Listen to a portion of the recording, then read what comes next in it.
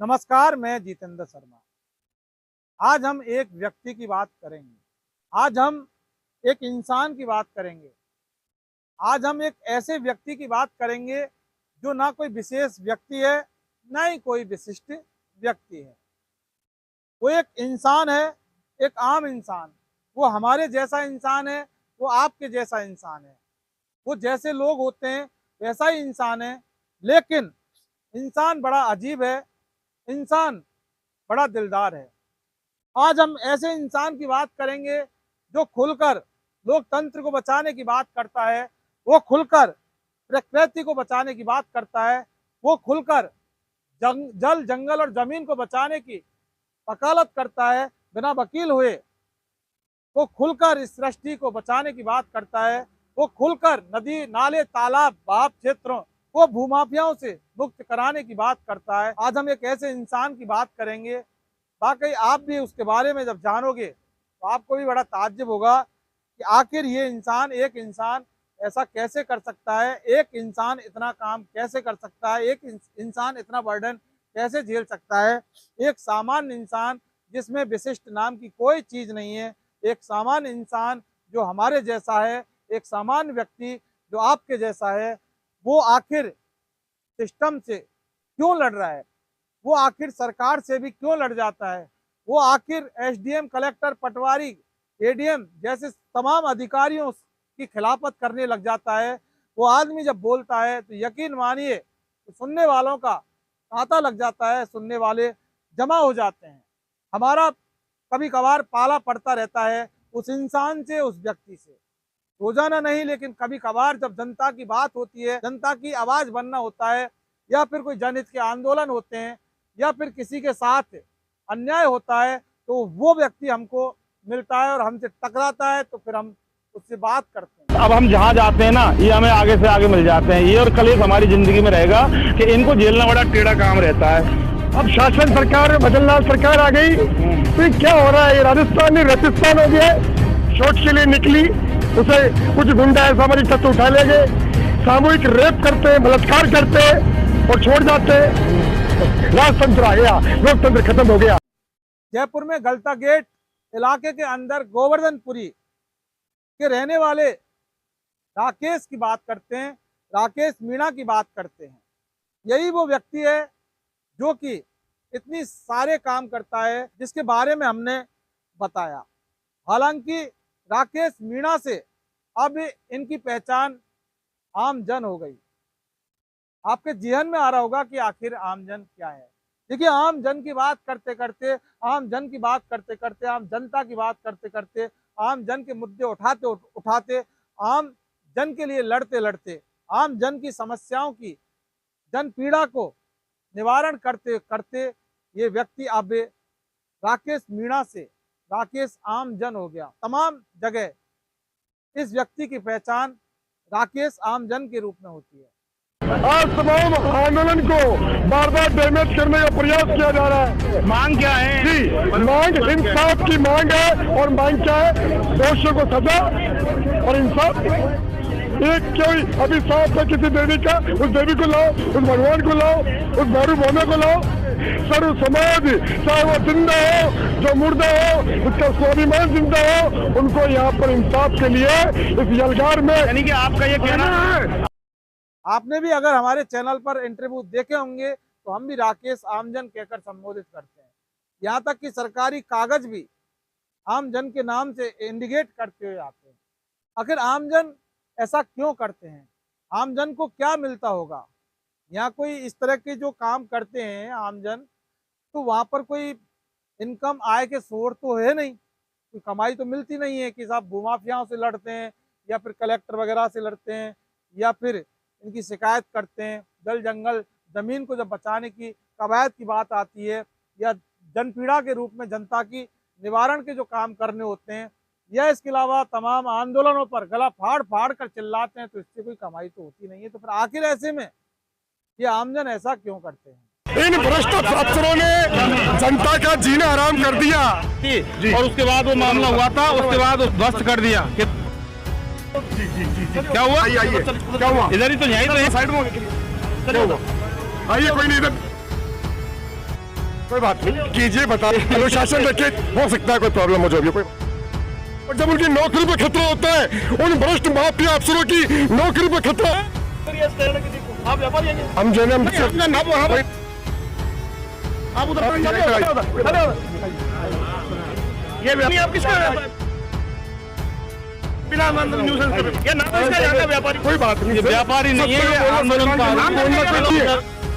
जब हमारी कभी इनसे बात होती है, मिलते हैं कभी कभार, तो फिर हम जब पूछते हैं कि आखिर आपको मिलता क्या है, तो फिर इनका सवाल होता था कि इन्वेस्टिगेशन मीडिया पर जिस तरह से आप काम करते हैं तो आपको क्या मिलता है। तो हमने बोला कि हमें तो कुछ मिलता ही नहीं है,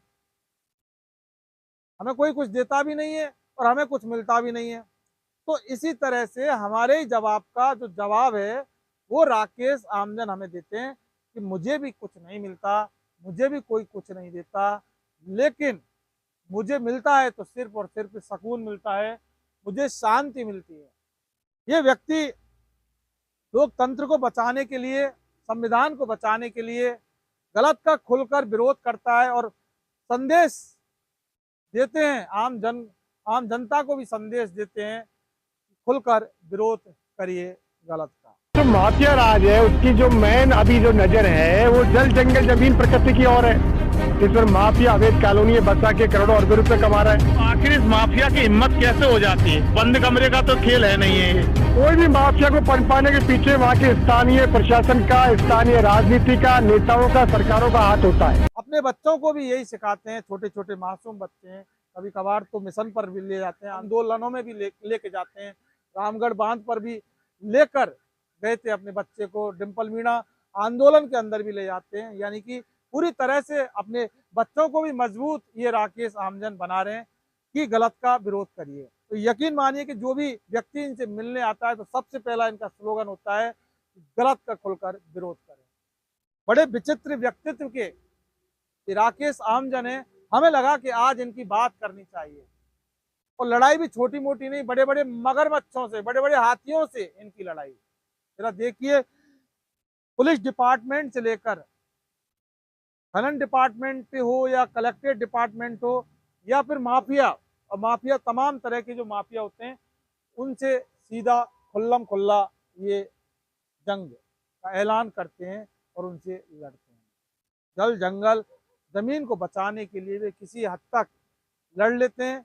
कई वानगी हमने भी दिखाई और कई वानगियों पर जब हम काम कर रहे होते हैं तो हमें भी इनका वो सिस्टम वहां पर नजर आता है। अब देखिए, चाहे वो राहौरी, वही राहौरी जिस पर हम बात करते हैं, जिसका मुद्दा हम उठाते हैं, जो भाप क्षेत्र पर भूमाफिया डॉक्टर सीमा भार्गव ने जो कब्जा कर रखा है, अवैध कब्जा कर रखा है, जो भाप क्षेत्र में जो रामगढ़ में जाने वाले पानी के लिए जो रोड़ा बनी हुई है, उस राहौरी को बचाने के लिए भी, उस भाप क्षेत्र को बचाने के लिए भी कई महीनों से वो अंदर खाने काम कर रहे हैं, विभागों को लिखित में शिकायत देते हैं, वहां पर जाके मॉनिटरिंग करते हैं और जो गलत हो रहा है उसको बताते हैं। किस तरह से खनन माफिया अवैध खनन करके करोड़ों रुपए की जो मिट्टी है उसकी चोरी करता है भर्त करने के लिए, उसकी भी ये लड़ाई लड़ते हैं।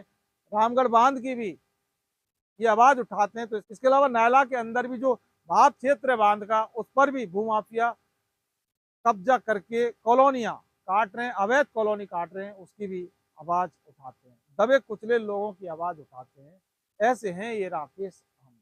सरकारी सेवा में काम करते थे, लेकिन सिर्फ इसलिए सरकारी नौकरी छोड़ दी क्योंकि गलत बर्दाश्त नहीं होता, और होगा भी कैसे। जो व्यक्ति गलत का विरोध करता है वो गलत जहाँ हो रहा होता है उसको कैसे देख सकता है। तो इसी के लिए सरकारी सेवा को त्यागने के बाद जनता की सेवा में हाजिर है, जनता की अदालत में वो व्यक्ति पूरी तरह से हाजिर हो चुका है, समर्पित हो चुका है। बहुत सारी तकलीफें उठानी पड़ती हैं, लेकिन सीधा सीधा कहना होता है कि प्रकृति परमेश्वर ये सदैव है और हमेशा सदैव रहेगी। इसको बचाने के लिए अगर जान भी चली जाए तो भी कोई गम नहीं होगा। हालांकि हम प्रकृति परमेश्वर से भगवान से दुआ करते हैं कि भगवान इनको मजबूत बनाए और जो भी ये लड़ाई लड़ रहे हैं उनमें इनको कामयाबी हासिल, क्योंकि अपने लिए कोई लड़ाई नहीं लड़ रहे राकेश आमजन, ये जनता के लिए, जनता की लड़ाई लड़ रहे हैं। हम बहुत कुछ ज्यादा कर रहे हैं। ये खोद दिया क्या आपने? तो ये तो महेंद्र पाल मीणा के आदमियों ने खोदा था, यहाँ आए थे लोग। तो ये उनकी धरती है, उनकी मिट्टी है, रात को रहना चाहिए। मैं किधर से जैसे भी आऊंगा? मशीन है, लाइट और हैलोजन लगा दी चाहिए। कितना कर दिया श्रमदान? कहाँ से आई हो? न कोई नेता मिला, न नेता नहीं मिली, न कोई उनके दलाल नौकर मिले, न सरकारी मशीनरी मिली। ये हालात है। इन्वेस्टिगेशन मीडिया इनकलाब जी गलत लोगों से लड़ रहे हैं, भू माफियाओं से लड़ रहे हैं, गुंडे लोगों से लड़ रहे हैं जो प्रकृति को बेच रहे हैं, धरती माता को बेच रहे हैं। उन लोगों से राकेश आमजन की लड़ाई है, सिस्टम से लड़ाई है, सरकार से लड़ाई है। एक मामूली सा व्यक्ति किस तरह से इतने बड़े बड़े कामों का जो बीड़ा अपने सर पर उठाकर खुलेआम डोल रहा है, ये किसी विशिष्ट काम से कम नहीं हो सकता। हालांकि व्यक्ति विशिष्ट नहीं है, व्यक्ति आम इंसान है, आम जन है, लेकिन इनके काम विशिष्ट से कम। ये यूं कहें कि विशिष्ट जो लोग हैं कभी भी ये काम कभी नहीं करते। नमस्कार।